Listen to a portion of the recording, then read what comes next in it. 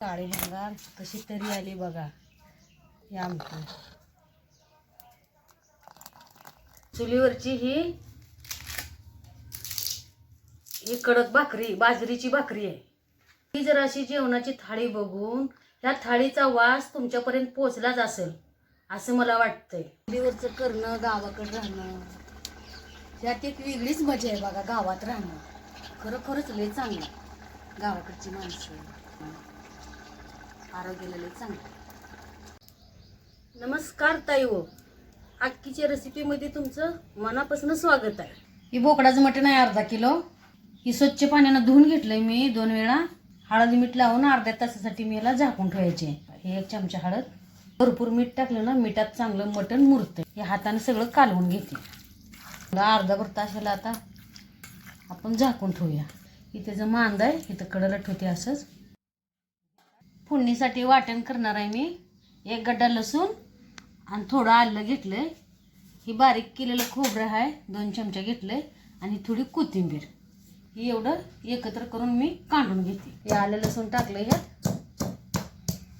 ही बारीक केलेलं खोबरं बी ह्यात टाकते. आलं लसूण बारीक करायला मदत होते त्याला. कोथिंबीर बी ह्यात टाकून घेते. मटणाला जी जी लागते ती साहित्य सगळं भाजून घेते.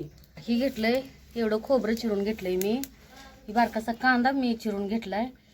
2 चमचे तीळ घेतलंय. ही चमचाभर मी कसकस घेतली. रश्यासाठी मी ही एवढं साहित्य भाजून घेणार आहे. कढई तापली, कसकस आधी भाजून घेऊया. आपण कुठं जरी गेलो, चूल म्हणली का गावाकडचं सगळं असं वातावरण देण्यात येतंय. मी आज असं ही गावाकडचं चुलीवरचं मटण तुमच्यासाठी खास करणार आहे. खोबरं टाकून घेते. आपण राहिलोय गावात म्हणल्यावर गावाकडच्या मातीतलं कधी सुद्धा आपण कुठं तरी गेलं तर ही विसरणार नाही. गावाकडच्या भाजीची चव म्हणा, शेरगावातलं वेगळं असतं. काढून घेते. कांदा चिरला एवढा बारका, हे पण भाजून घेते. चुलीवरचं कुठलाही स्वयंपाक केला तर असा खमंगच लागतो. लागणारा धुरात केलेला स्वयंपाक त्याची चव एक न्यारीच असते. कांदा भाजून झालाय, काढून घेऊया. अर्धा तास झाला. मटण मुरू टाकले. मटण चांगलं मुरलंय असं. आपण फोडणी टाकूया. कांदा चिरून घेते बारका एक. त्याला फोडणी घालायला लागते. पातेलं ठेवून घेते.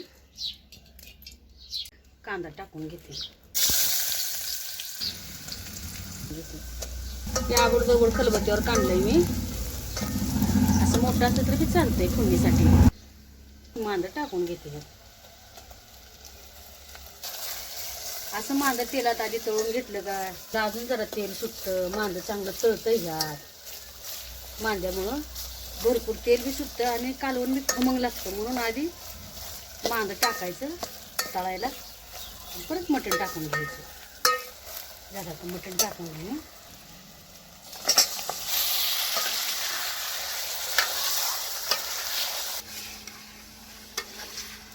2 मिनिटं असं ताट झाकून घेते.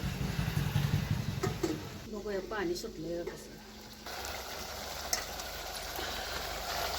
सुटा लागलंय आमचं पाणी. ह्याला असंच 1 मिनिटाचं पाणी सुटलंय. ह्यात आता शिजतंय चांगलं. वर ताटात थोडं पाणी ओतून ठेवूया झाकून. आता तर पाणी ओतायची काही गरज नाही. पाणी भरपूर सुटलं त्याला. वर ताटात पाणी ओतून गरम झालं म्हणजे वताला येते. त्यात खोबरं टाकून घेते. हे वाळलं वाटण आधी वाटून घेते. हे तीळ बी टाकते त्यात. कसकस बी त्यात घालते. कांदा आणि कोथिंबीर पुन्हा बारीक. तीळ खोबरं बारीक केले. कांदा एवढा टाकून घेते. कोथिंबीर बी ह्यातच टाकते. थोडंसं पाणी ओतून घेते 1 चमचाभर. हे बारीक करून आणते. पाणी उन्हून झालंय बघा. वाट हे बघा. त्यात पाणी ओतलंच नाही आपण. मिठाच्या पाण्यातच मटण शिजतंय. मटण मिठाच्या पाण्यात शिजल तेवढं खमंग लागतंय. म्हणून हे मिठाच्या पाण्यात शिजलेलंच मटण चांगलं असते. शिजू द्या. आता आपल्याला मटण शिजल्यावर आळणी पाणी काढायचं. आत्ताच एवढा घट झालाय मिठाचा रस. आळणी पाणी काढायचं म्हणलं तर लहान लेकरांना ही मटण शिजल्यावर तुम्ही असं आळणी पाणी यातलं काढू शकता. असं रट रट रट शिजलेलं मटण शिजलेलं चुलीवरचं असं बघून सुद्धा तुम्हाला सुद्धा गावाकडची आठवण येतच असेल. चुलीवरचं करणं, गावाकडं राहणं यात एक वेगळीच मजा आहे बघा. गावात राहणं खरोखरच लय चांगलं. गावाकडची माणसं, गावाकडचं सगळं देशी खाणं आरोग्याला लय चांगलं. ताट झाकून ठेवते. हाय अजून पाणी वर ओतलेलं पाणी येत होते. अजून थोडं कच्चं आहे. अजून थोड्या वेळ 5-10 मिनिट शिजलंय. आता खाली उतरून घेते. थोडे ह्याच्यावर ठेवून घेते. हे मसाला केलाय त्यातलं थोडं सुक्याला घालते.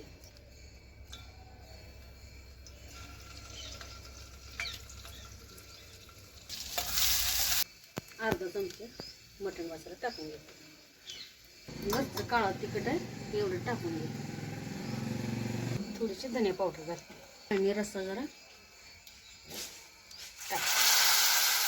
कारण आणि रस्सा घातला म्हणजे करपत नाही मसाला सुट्ट्यासाठी.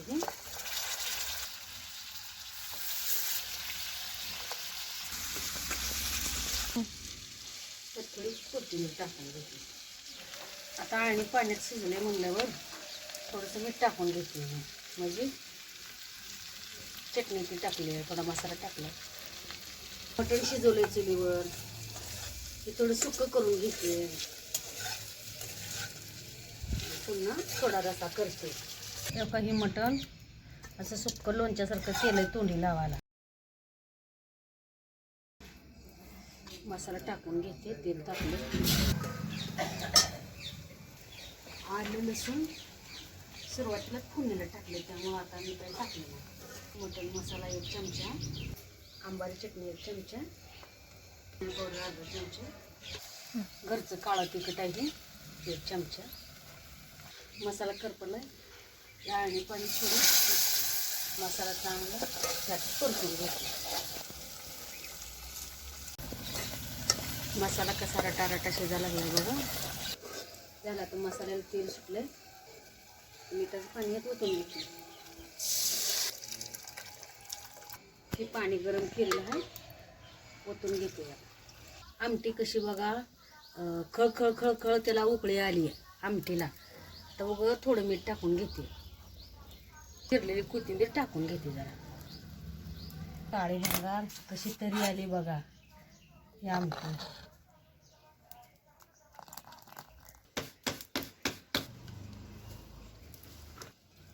नाचं कालवण, बाजरीची भाकर एकच नंबर लागतंय खायला.